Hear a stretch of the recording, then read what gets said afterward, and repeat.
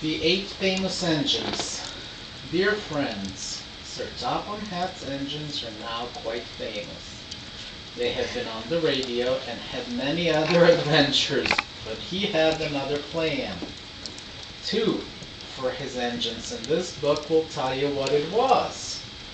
The author. Percy takes the plunge. Sometimes Percy takes stone freight cars full of stones to the other end of the line. There he meets engines from the other railway. One day Henry wanted to rest in the shed, but Percy was talking to some tank engines. It was raining hard. Water swirled under my boiler.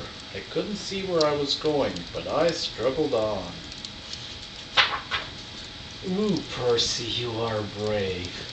"Well," said Percy modestly, "it wasn't anything really. Water's nothing to an engine with determination." "Tell us more, Percy," said the engines. "What are your engines doing here?" hissed Henry. "This shed is for Sir Topham Hatt's engines." "Go away, silly things," Henry snorted.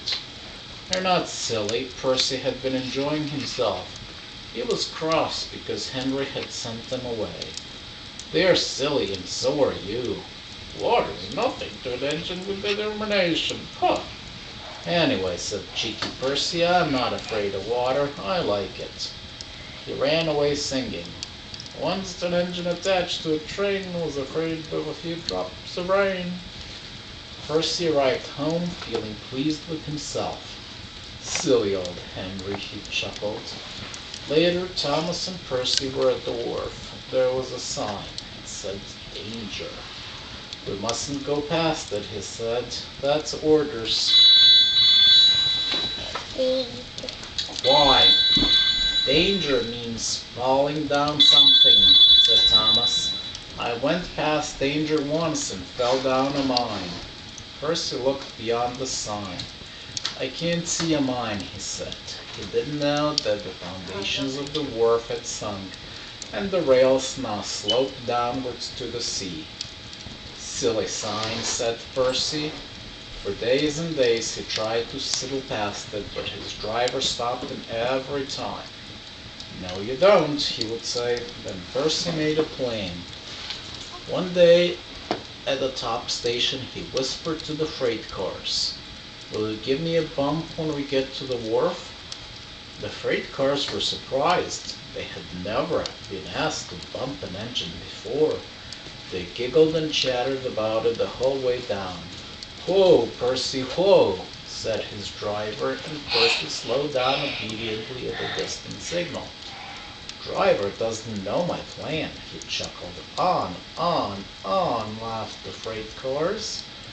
Percy thought they were helping. "I'll pretend to stop at the station when the freight cars will push me past the sign. Then I'll make them stop. I can do that whenever I like." If Percy hadn't been so conceited, he would never have been so silly. Every wise engine knows that you cannot trust freight cars. They reached the station and Percy's brakes groaned.